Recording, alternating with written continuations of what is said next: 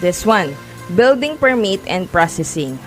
Okay, so yan, the correct construction of a home or a structure in accordance with the standards set out by law or the National Building Code is all that is required of a building permit. Okay, so building permit and processing. Alam ko nung mga last 2 weeks ago, hindi ako nagkakamali, nag-live din ako about dito sa building permit and processing. Yung pinaka requirements, inisa-isa ko yan, and then inano talaga natin, in-identify natin yung mga requirements and to see if kumpleto ka ba ng requirements or may mga kulang ka.